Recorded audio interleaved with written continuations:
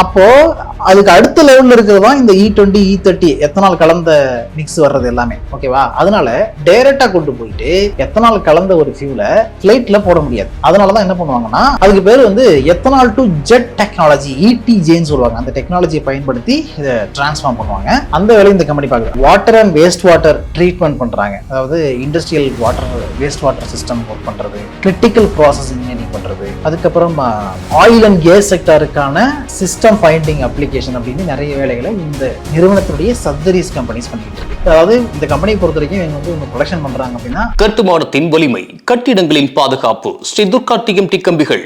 BVR Garden Signature Living T நகர் இப்போ திருவள்ளூருக்கு வந்தாச்சு. Near D Mart on new bypass road, Tiruvallur நகராட்சிக்குட்பட்டது. பிளாட் 20 லட்சம் முதல். கான்டாக்ட் 9955518814.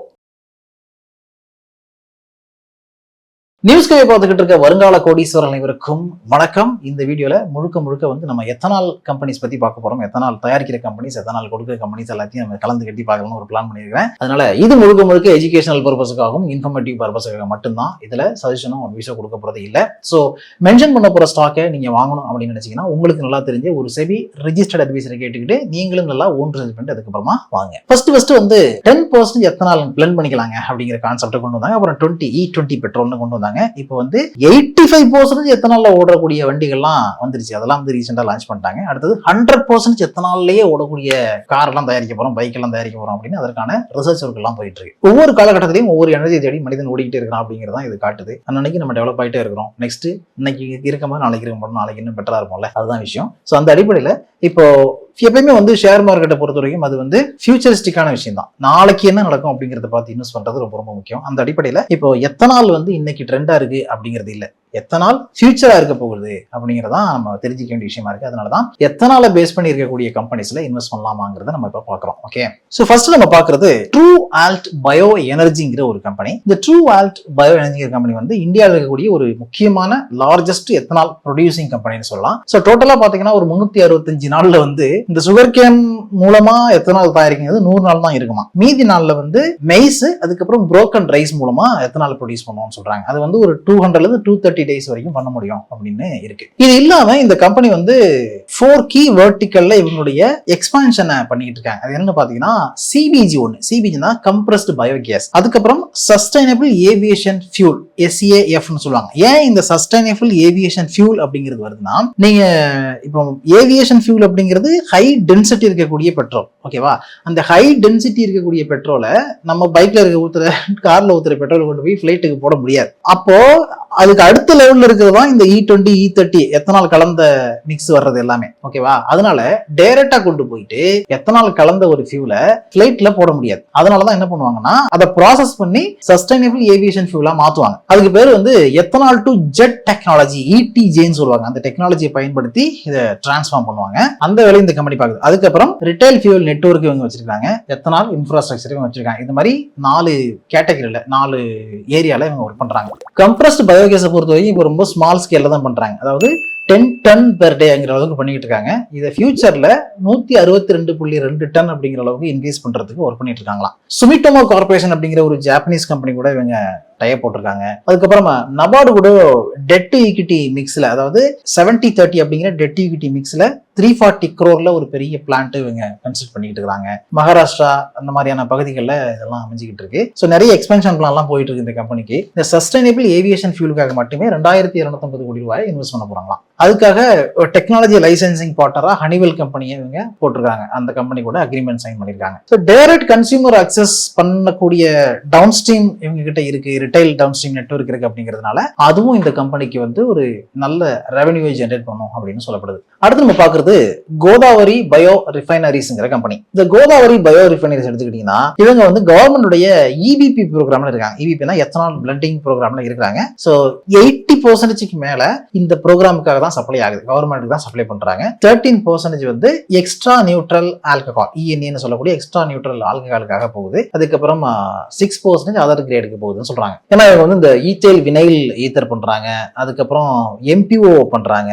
இந்த கம்பெனி 200 kiloliter per day அப்படிங்கிற அளவுக்கு grain and maize based distillery June மாசம், இப்போ 2020 ஜூன் மாசத்துல கமிஷன் பண்ணிருக்காங்க. இது வந்து இவங்களுடைய எத்தனால் கெப்பாசிட்டியா 60 மில்லியன் லிட்டரா இன்க்ரீஸ் பண்ணணும்னு சொல்றாங்க. அதுக்கப்புறம் இந்த கம்பெனி வந்து blended sugar, plantation white sugar, refined sugar எல்லாமே பண்றாங்க. ஹேண்ட் சானிடைசர், கெமிக்கல், நியூரோவாக்ஸ் அப்படின்னு எக்கச்சக்கமான வேலைகளை பார்க்கக்கூடிய தயாரிக்கக்கூடிய கம்பெனியா தான் இது இருக்கு. அடுத்து நீங்க பாக்குறது பிராஜ் இண்டஸ்ட்ரீஸ். பிராஜ் இண்டஸ்ட்ரி பத்தி உங்களுக்கு என்ன தெரிஞ்சிருக்கும். அதாவது இன்னைக்கு உலகத்துக்கு தேவையான எத்தனால கிட்டத்தட்ட 10% இந்த கம்பெனி கான்ட்ரிபியூட் பண்ணுது. அந்த அளவுக்கு பெரிய கம்பெனி பிராஜ் இண்டஸ்ட்ரீஸ். ஸோ உங்களுடைய பிரைமரி செக்மெண்ட் பாத்தீங்கன்னா பயோ எனர்ஜி 67% ரெவன்யூ கொடுக்குது, இன்ஜினியரிங் 22%, அதுக்கப்புறம் ஹை பியூரிட்டி சொல்யூஷன் 11% கொடுக்குது. பயோ எனர்ஜின்னு வரும்போது இவங்க வந்து 1G and 2G ethanol plant, அதுக்கப்புறம் கம்ப்ரஸ்டு பயோகேஸ் பண்றாங்க, ஃபியூச்சர் ஃபியூசல் பண்றாங்க, SAF பண்றாங்க, அந்த ஏவியேஷன் ஃபியூல் சொன்னால அந்த டெக்னாலஜி, மரைன் பயோஃபியூல் பண்றாங்க, பயோ ஹைட்ரஜனும் இருக்கு. அதுக்கப்புறம் ஹை பியூரிட்டி சொல்யூஷன் வரும்போது water system, modular process system, அதுக்கப்புறம் வேல்யூ ஆடட் சர்வீஸ் கொடுக்குறாங்க.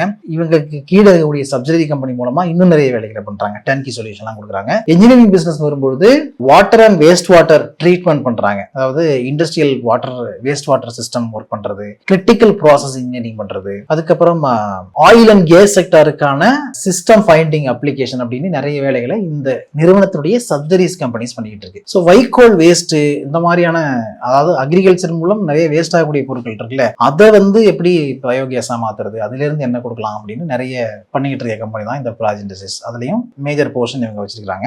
சிபிஜி கம்ப்ரஸ்ட் பயோகேஸ்க்காக வந்து IOCL கூட டைப் பண்ணிருக்காங்க. எத்தனால் அண்ட் SAF ப்ரொடக்ஷன் ஃபெசிலிட்டிஸ்க்காகவும் டைப் பண்ணிருக்காங்க. BPCL கூட டைப் பண்ணிருக்காங்க. அதாவது இந்த கம்பெனியை பொறுத்த வரைக்கும் இவங்க வந்து ஒன்று ப்ரொடக்ஷன் பண்றாங்க அப்படின்னா அதை மார்க்கெட்டிங் பண்றது இவங்களுக்கு பெரிய விஷயமே கிடையாது. ஈஸியா ஆல்ரெடி டைப் பண்ணி வச்சிருக்காங்க, அது நடந்துகிட்டே இருக்கும். ஓகே, இப்போ நம்ம ஃபண்டமெண்டல் பார்க்கலாம். இப்போ ட்ரூவால்ட் பயோ எனர்ஜி எடுத்துக்கிட்டீங்கன்னா இந்த கம்பெனியோட top and bottom line growth வந்து 2023 இருந்து பாத்தீங்கன்னா 762 கோடியா இருந்து இன்னைக்கு 1728 கோடியா வந்து நிக்குது சேல்ஸ். அண்ட் நெட் ப்ராஃபிட் வந்து 35 இருந்தது, இப்போ 97 வந்து நிக்குது. இடையில 147 அளவுக்கு ஏறிட்டு அதுக்கப்புறம் இறங்கி இருக்கு.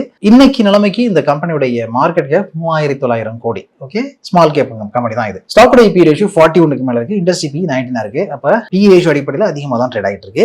ROCE 10க்கு மேலேயும் ROE 8க்கு மேலேயும் இருக்கு. இது ரெண்டுமே வந்து பிலோ ஆவரேஜ் தான். டெட் ஈக்விட்டி ரேஷியோ 1.09 இருக்கு. இது ரொம்ப கொஞ்சம் டேஞ்சரான விஷயம். ஏன்னா 1652 கோடி கடன் அப்படிங்கிறது இந்த கம்பெனியோட ஈக்விட்டியை கம்பேர் பண்ணும்போது 1% மேல இருக்கு. எப்பவுமே டெட் ஈக்விட்டி ரேஷியோ 1 கீழே இருக்கணும். ஓகேவா, அது வந்து ஹெல்த்தியான விஷயம். ஸோ ரிசர்வ்ஸ் வந்து 1400 கோடிக்கு மேல வச்சிருக்காங்க. ஃப்ரீ கேஷ் ஃப்ளோ 800 கோடிக்கு மேல நெகட்டிவ்ல தான் இருக்கு. 52 வரை ஹையஸ்ட் பிரைஸ், 550 லோவஸ்ட் பிரைஸ் 310. அதாவது என்னதான் வந்து ஃபியூச்சர் மார்க்கெட் இருக்கு, நிறைய வேலைகள் இந்த கம்பெனி பண்ணிக்கிட்டு இருக்காங்க அப்படின்னு நம்ம பார்த்தா கூட கம்பெனியோட ஃபண்டமெண்டல் அடிப்படையில் பாத்தீங்கன்னா வீக்கா தான் இருக்கு, ஸ்ட்ராங்கா இல்ல. ஆனா இது எல்லாத்தையுமே செட் பண்ணி அவங்க வந்து பெட்டரா பிசினஸ் பண்ணாங்கன்னு வச்சுங்களேன், இந்த விஷயங்கள் மாறதுக்கான சான்சஸ் இருக்கு. ஸோ ரீசென்ட் குவார்டர்ல 596 கோடி ரெவன்யூ பார்த்துருக்காங்க, 119 கோடி ஆப்ரேட்டிங் ப்ராஃபிட்டா இருந்திருக்கு. ஆப்ரேட்டிங் ப்ராஃபிட்டும் கொஞ்சம் குறைஞ்சிருக்கு. மார்ஜின் 20%, மார்ஜின் கொஞ்சம் இம்ப்ரூவ் ஆயிருக்கு. நெட் ப்ராஃபிட் வந்து 61 கோடியா இருந்திருக்கு. ஷேர் ஹோல்டிங் பேட்டர்ன் பாத்தீங்கன்னா ப்ரொமோட்டர் ஹோல்டிங் 70க்கு மேல இருக்கு, FIS ஹோல்டிங் 0.66 தான், DIS ஹோல்டிங் 9.4 இருக்கு, அண்ட் ரிட்டைல் ஹோல்டிங் வந்து 19க்கு மேல இருக்கு. அடுத்து நம்ம பார்க்கறது கோதாவரி பயோ ரிஃபைனரிஸ். இந்த கம்பெனியோடைய top and bottom line growth பாத்தீங்கன்னா 1459 கோடி 2020ல சேல்ஸ் இருந்திருக்கு. இப்போ 1988 கோடியா இருக்கு. 1459ல இருந்து 1988 கோடிங்கிறது பெரிய அளவுல growth கிடையாது, ரொம்ப மார்ஜினலான growth தான். அண்ட் நெட் ப்ராஃபிட் 4 கோடியா இருந்து திருப்ப 4 கோடியா வந்திருக்கு. இடையில இன்க்ரீஸ் ஆயிருக்கு 27 அப்படிலாம், மறுபடியும் குறைஞ்சிருக்கு. ஸோ கோதாவரி கோட்டக்கீடி அப்படின்னு எட்டி பார்த்தா 1400 கோடிக்கு மேல மார்க்கெட் கேப் இருக்கு. ஸ்டாக் PE ரேஷியோ 42க்கு மேல இருக்கு, இண்டஸ்ட்ரி PE 42 இருக்கு, ஈக்குவலா ட்ரேட் ஆயிட்டு இருக்கு. ROCE ROE ரெண்டுமே 6-4 ரொம்ப புவரா இருக்கு. டெட் ஈக்விட்டி ரேஷியோ 0.64 இருக்கு, அது கொஞ்சம் பிரச்சனை இல்ல. 530 கோடி தான் கடன். ஃபேஸ் வேல்யூ 10 ரூபாயா இருக்கு. ஸ்பிளிட் கொடுத்தாங்கன்னா 10 ஷேரா மாறும். ஹையஸ்ட் பிரைஸ் 52 வாரங்கள்ல 354, லோவஸ்ட் பிரைஸ் 227, கரண்ட் பிரைஸ் 270 அந்த ரேஞ்சில ட்ரேட் ஆயிட்டு இருக்கு. ரிசர்வ்ஸ் 730 கோடிக்கு மேல வச்சிருக்காங்க. ரீசென்ட் குவார்டர்ல 560 கோடிக்கு மேல ரெவன்யூ பார்த்திருக்காங்க. 86 கோடி ஆப்ரேட்டிங் ப்ராஃபிட், 15% மார்ஜின் அண்ட் 53 கோடி உங்களுடைய நெட் ப்ராஃபிட்டா இருக்கு. ஷேர் ஹோல்டிங் பேட்டர்ன் பாத்தீங்கன்னா ப்ரொமோட்டர் ஹோல்டிங் 63க்கு மேல இருக்கு, FIS 90.98 வச்சிருக்காங்க, DIS 10க்கு மேல வச்சிருக்காங்க, ரிட்டைல் ஹோல்டிங் 25க்கு மேல இருக்கு. பிராஜ் இண்டஸ்ட்ரீஸ் நம்ம பாக்குறோம். நெக்ஸ்ட் பிராஜ் இண்டஸ்ட்ரீஸ் பாத்தீங்கன்னா இங்க வந்து 2015ல 1012 கோடியா இருந்த ரெவன்யூ இப்போ 3168 கோடியா இன்க்ரீஸ் ஆயிருக்கு, டபுள் ஆயிருக்கு அப்படின்னு வச்சுக்கலாம், டபுளுக்கு மேலே ஆயிருக்கு. ஓகேவா, அடுத்தது நெட் ப்ராஃபிட் வந்து 78 கோடியா இருந்து இப்போ 24 கோடியா குறைஞ்சிருக்கு. அதாவது இடையில 280 கோடி எல்லாம் போயிருக்காங்க, இந்த இயர்ல குறைஞ்சிருக்கு 2026ல. ரீசென்ட் ரிசல்ட் பாத்தீங்கன்னா 845 கோடி ரெவன்யூ, 23 கோடி ஆப்ரேட்டிங் ப்ராஃபிட்டும் குறைஞ்சிருக்கு, மார்ஜின் 3% குறைஞ்சிருக்கு. ரொம்ப கஷ்டம். அடுத்தது நெட் ப்ராஃபிட் வந்து 12 crore அப்படின்னு காமிச்சிருக்காங்க. நெட் ப்ராஃபிட்டும் குறைஞ்சிருக்கு. இப்போ மார்க்கெட் கேப் 6300 கோடிக்கு மேல இருக்கு. ஸ்டாக்கோட பி ரேஷியோ ரொம்ப ஹையா இருக்கு, 320 அந்த ரேஞ்சில் இருக்கு. ROC 6க்கு மேலேயும் ROE 1க்கு மேலே இருக்கு. இது எல்லாமே ஆவரேஜ், பிலோ ஆவரேஜ் தான் இருக்கு. டெட் ஈக்விட்டி ரேஷியோ 0.13 இருக்கு. ரிசர்வ்ஸ் வந்து 1270 கோடி மேல வச்சிருக்காங்க. டெட் 373 கோடி வச்சிருக்காங்க. ஃபேஸ் வேல்யூ ₹2 இருக்கு. 52 ஹையஸ்ட் பிரைஸ் 514, லோவஸ்ட் பிரைஸ் 273. இப்போ 347 ரேஞ்சில் ட்ரேட் ஆகிட்டு இருக்கு.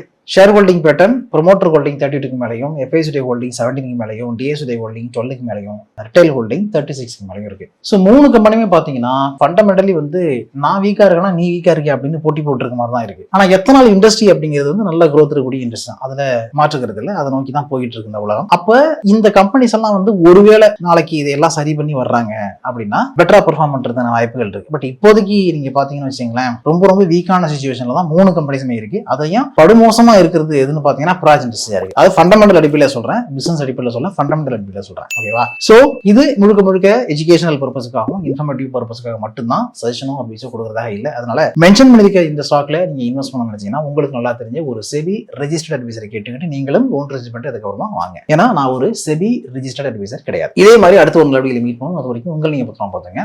Thanks so much. இந்த வீடியோ உங்களுக்கு பிடிச்சிருந்தா லைக் பண்ணுங்க, ஷேர் பண்ணுங்க, கமெண்ட் பண்ணுங்க. மறக்காம பெல் பட்டனை கிளிக் பண்ணிட்டு சப்ஸ்கிரைப் பண்ணிடுங்க.